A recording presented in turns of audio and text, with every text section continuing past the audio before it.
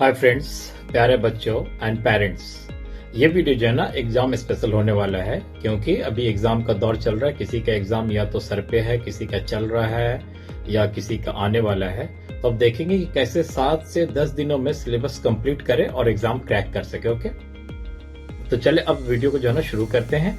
Generally ये देखा जाता है कि एग्जाम सर पर है, सिलेबस बहुत बड़ा है, टाइम बहुत कम है और दिमाग पूरा जो है ना ओवर थिंकिंग से भरा पड़ा है। यही हर स्टूडेंट के साथ होता है। लेकिन सक्सेसफुल स्टूडेंट्स क्या करते हैं, वो अलग सोचते हैं। वो पैनिक नहीं होते हैं, बल्कि जो है ना स्ट्रेटेजीज यूज करते हैं, जिससे उनका जो ना रिवीजन फास्ट होता है और इफेक्टिव हो जाता है।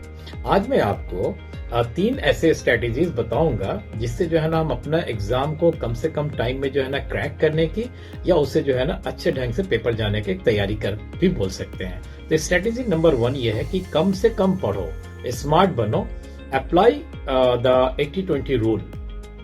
क्या आपको पता है कि सिर्फ 20% सिलेबस आपके 80% मार्क्स का जरिया बन सकता है? इस कॉन्सेप्ट को परेटो प्रिंसिपल या 80-20 रूल कहते हैं। अब ये 80-20 रूल क्या है? ये कॉन्सेप्ट एक इटालियन इकोनॉमिस्ट विल्फ्रेड पेरोटो ने किया था, जब उन्होंने देखा कि इटली के 80% वेल्थ सिर्फ 20% लोगों के पास है और यही प्रिंसिपल हर फील्ड में जो है ना लागू होता है। हमारे भारत में भी देखा जाता है कि जो है ना 20% लोग ही जो है ना 80% पे राज कर रहे हैं। तो अब हम पढ़ाई में इसको कैसे यूज करें? तो इसके लिए कुछ जो है ना फंडा जो मतलब कि हमने किताबें में पढ़ा या देखा, उसमें मैं कुछ आपको जो है ना शेयर करता हूँ। उसमें सबसे पहले सिर्फ इम्पोर्टेंट टॉपिक जो है ना इम्पोर्टेंट टॉपिक पे फोकस करें, जो ज्यादा मैथ्स कैरी करते हो। उसके बाद क्या करें, प्रीवियस ईयर्स का जो है ना क्वेश्चन पेपर को सॉल्व करें। सब्जेक्ट वाइज हो, चैप्टर वाइज हो या पेपर वाइज हो, जैसा भी है उसको एनालिसिस करके देखें।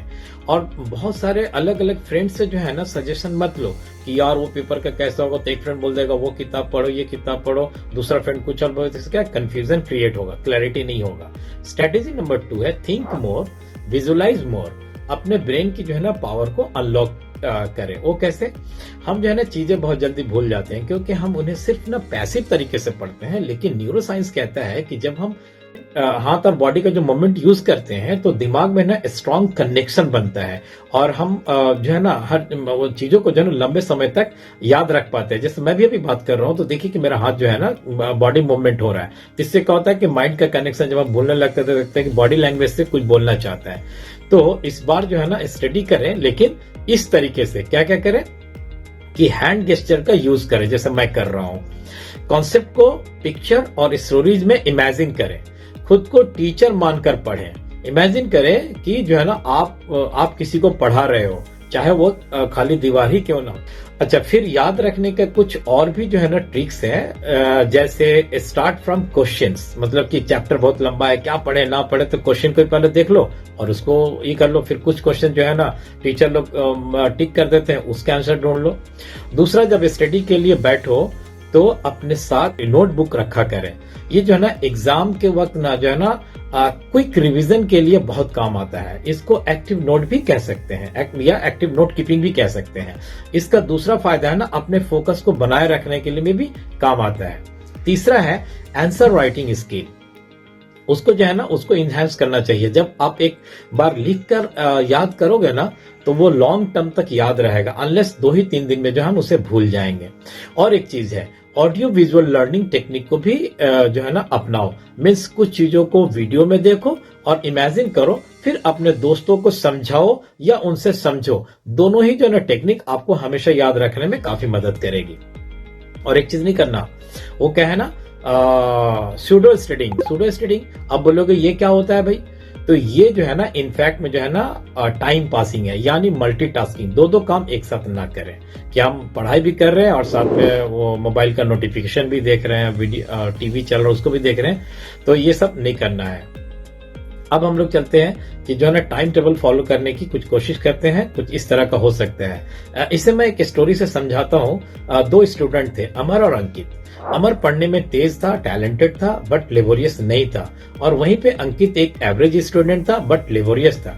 जब टाइम बीतता गया तो क्या देखा गया कि अमर जो है ना मेहनत करना छोड़ दिया या कम करता था, वहीं पे अंकित जो है ना बहुत मेहनत करता था।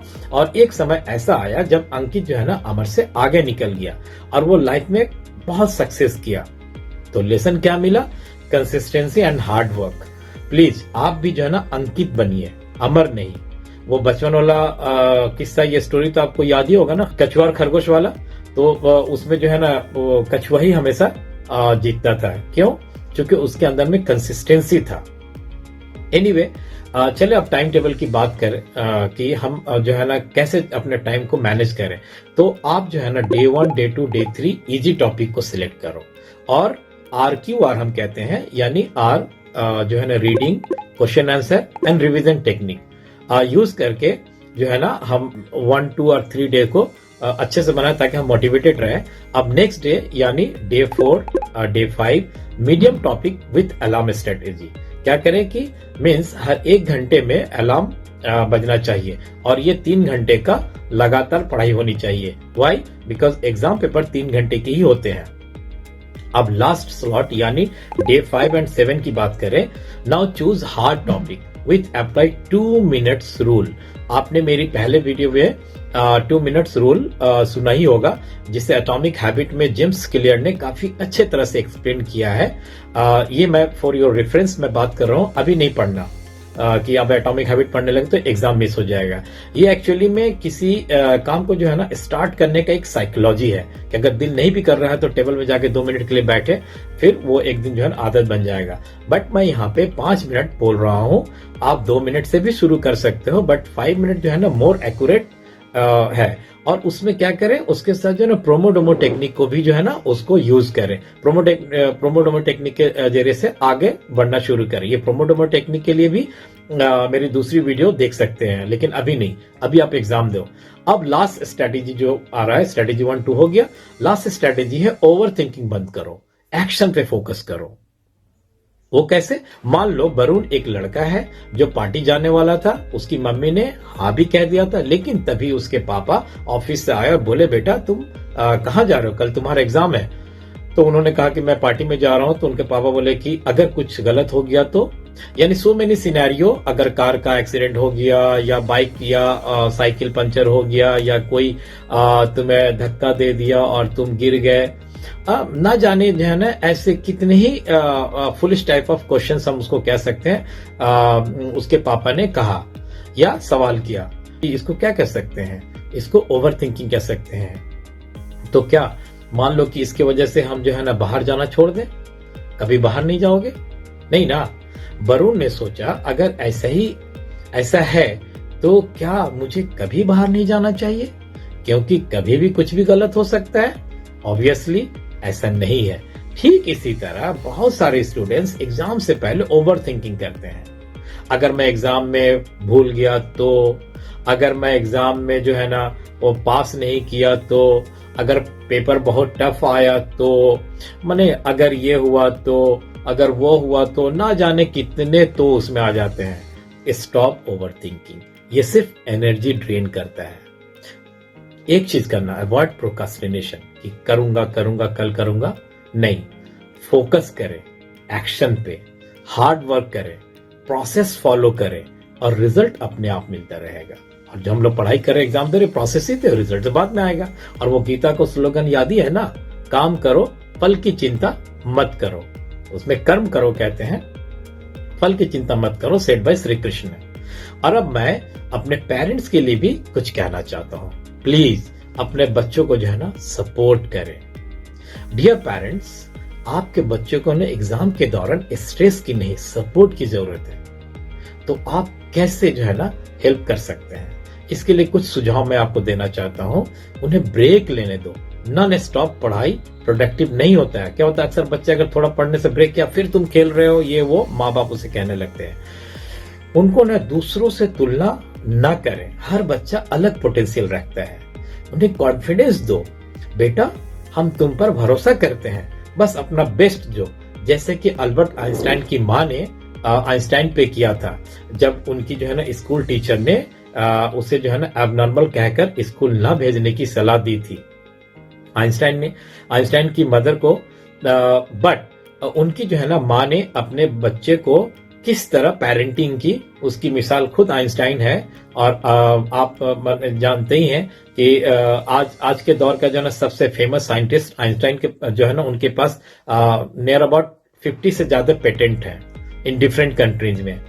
जिस तरह से जो है ना आइंस्टाइन का रेफ्रिजरेटर है, one of the his most notable ये पेटेंट है जो 1930 में जो है ना जर्मनी में उसको ग्रांट मिला था। फिर जो है ना वो लाइट इंटेंसिटी है और बहुत सारा है। और एक रिक्वेस्ट जो है ना मैं पेरेंट्स से करना चाहता हूँ, प्लीज आप उनको फोर्स मत कीजिए किसी एक खास प्रोफेशन के लिए। वो जो बनना चाहता है जो है ना उसी में जो है ना बेस्ट करने दीजिए, but it should be authentic. आजकल के बच्चे भी ना बहुत शरीर होते हैं, कुछ भी बनना चाहते हैं, उसे आप अलाउ मत कीजिए। बट जो भी बने उनकी ऑप्शन से ही चूज करें कि बहुत सारी चीजें बनने के लिए। कोई अगर डॉक्टर नहीं बनना चाहता जबरन डॉक्टर मत बनाओ, कोई इंजीनियर नहीं बनना चाहता जबरन इंजीनियर मत बनाओ, कोई सिंगर नहीं बनना चाहता जबरन सिंगर मत बनाओ। प्लीज मैं विनती करता हूं आप सभी पेरेंट्स से। अक्सर ये देखा गया है कि किसी वजह से अगर कोई पेरेंट अपनी लाइफ में वो जो भी बनना चाहते थे नहीं बन पाए तो अपने बच्चे पे जो है ना या बच्चे के सर पे जो है ना अपना ड्रीम या उसको चॉइस को डाल देते हैं। ये गलत है। प्लीज आप उनको वो करने दो जो करना चाहते हैं। Don't force them to fulfil your choice और योर ड्रीम। यहीं पे गलत हो जाता है। और कई बार देखा गया है कि बच्चा ना इधर का रहता है ना उधर का। Please avoid this kind of parenting. Final words बच्चों के लिए, हार्ड वर्क का कोई शॉर्टकट नहीं होता है बेटा। ऐसा नहीं कि तुमने पेरेंट्स का सुन लिया वीडियो पे तो बोला कि देखो मम्मा क्या कह रहे हैं, नहीं, बल्कि आपको जो है ना मेहनत करना ही है।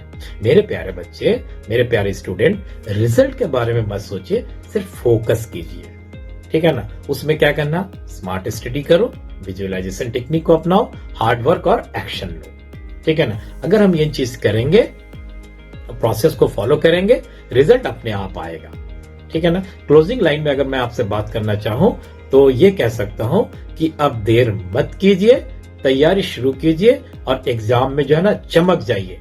आपकी सक्सेस आपका इंतजार कर रहा है। Thank you watching for my video. Thanks once again.